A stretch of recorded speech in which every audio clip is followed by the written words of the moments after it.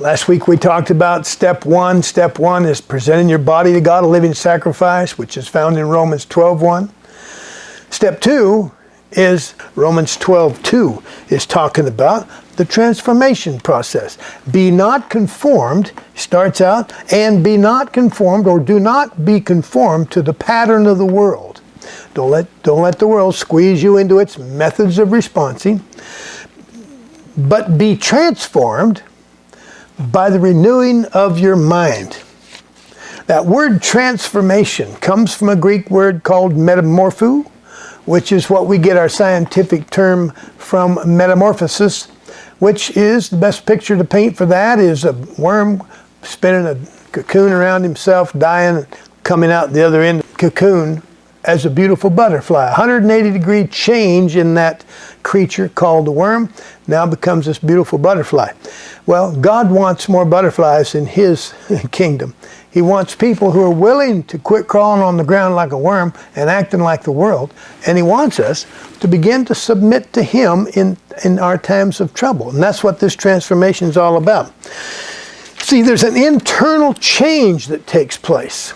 In the dictionary, Webster's dictionary, it talks about metamorphosis or transformation is that internal restructuring that produces an external change. Now, the way I can explain that a little better is I used to be driven by anger and rage all the time. Didn't know why. Everybody tried to help me conquer my anger problem. I didn't have an anger problem. I had a problem called inadequacy. And every time something made me feel inadequate, I'd get angry. Well, I didn't know I was inadequate. I didn't know I felt inadequate. All I knew was every time something would come against me, I'd get angry.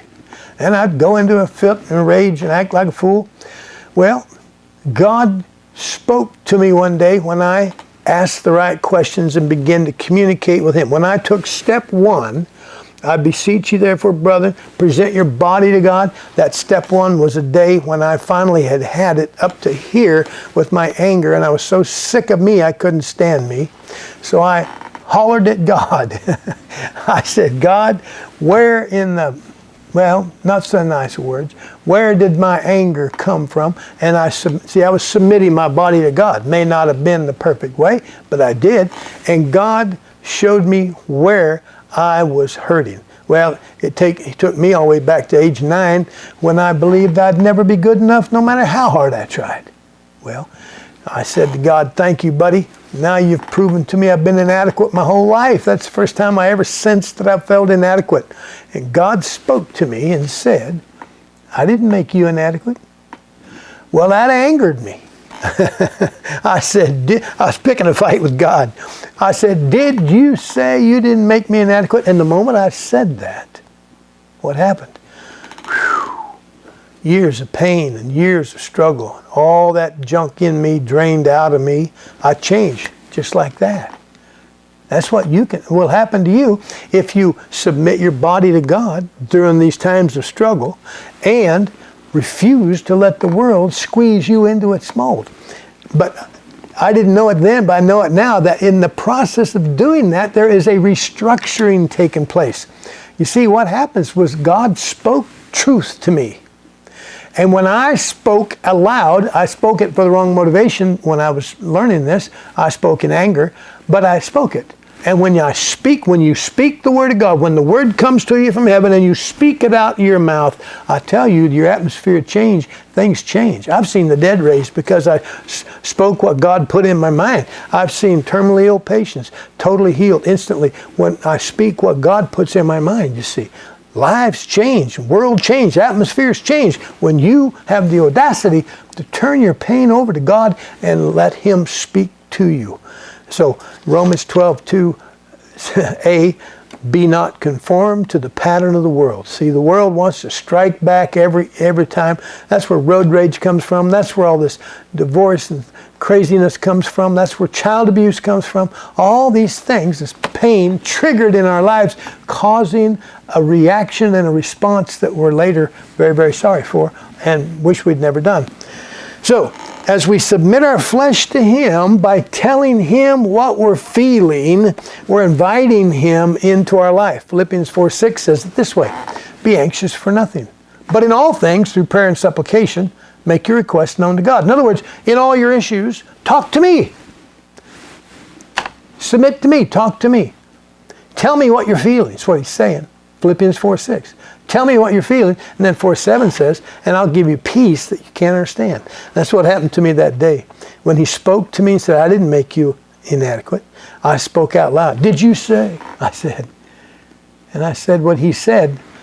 And oh my goodness, the transformation, the change came over me. Now, that was the internal restructuring. He changed a lie I believed to be true about myself. He changed it to truth and recorded it in my subconscious when I spoke what he said. Changed that. I can go back to that memory now. It never hurts again, see. I've helped hundreds and hundreds of people down through the years. And the memories that once caused them pain enough to be schizophrenic is gone. And never returns, you see. When the Son makes you free, you're free indeed. Romans 8:32, 8:36. Now, he's promised us peace. And this is the only way you get this peace. This is it. Talking to God. Not allowing the world to keep you looking like the world, see. You ever wonder why a Christian, you know somebody's born again, you know they're a Christian, yet they act like the world, they talk like the world? Well, it's because the pains of their life are driving their life, and rather than turning it over to God, which many don't know how, rather than turning it over to God, what they're doing is allowing the world's process and their old flesh to drive them.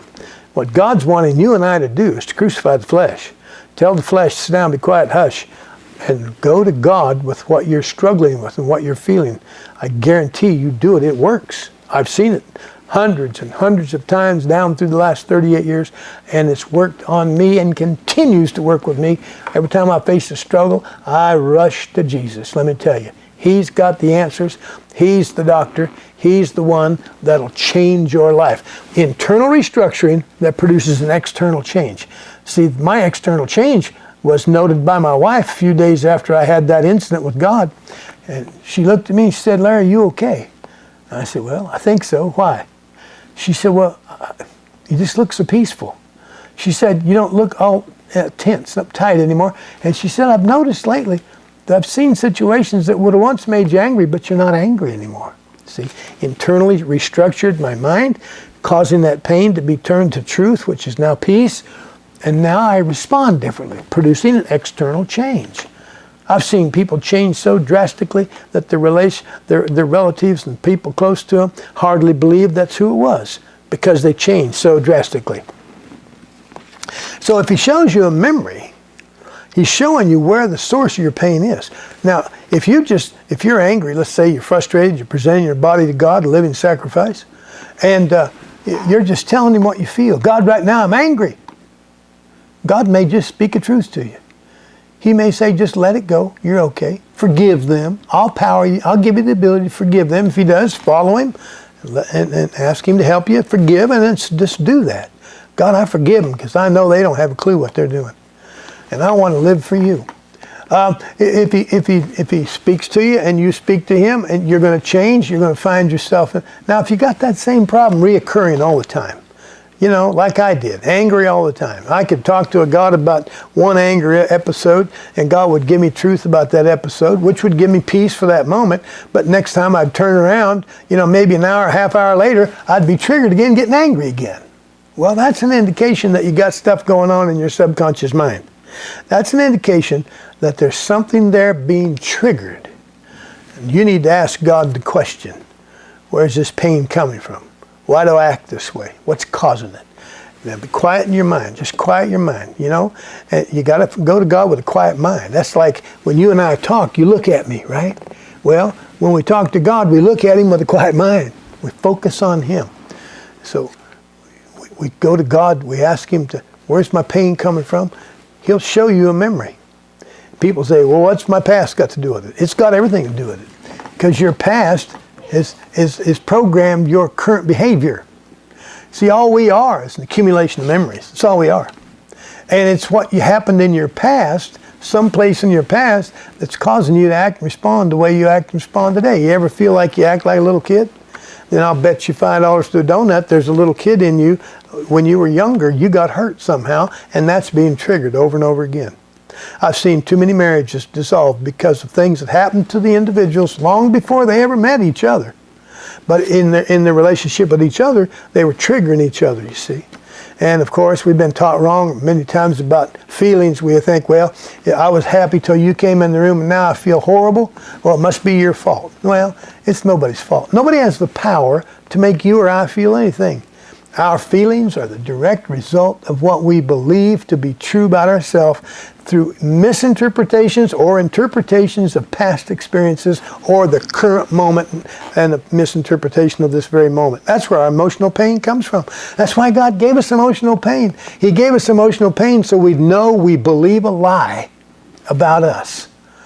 You see, you'll never step any further with God until you begin to get this transformation process going on, because until you do, there's very little maturing taking place spiritually and emotionally in you.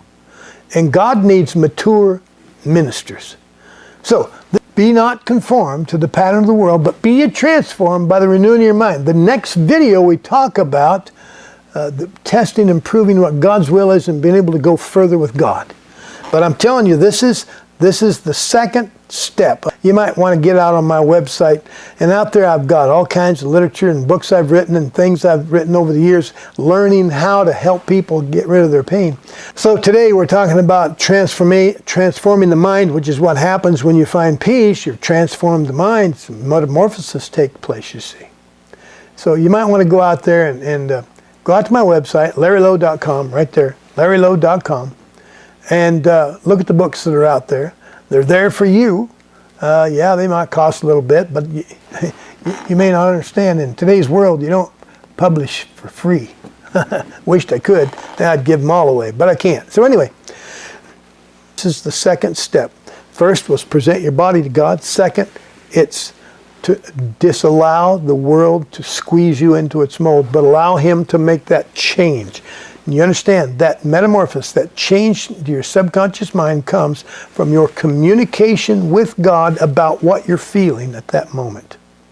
So if you enjoy what you're hearing, if you're learning something from this, please subscribe to my channel. There's a lot more to come, and everything I produce and everything I'm going to post will directly affect your life. I guarantee it, if you put it to work. God bless you, friends. If you like this, subscribe. Give me a thumbs up, leave me some comments.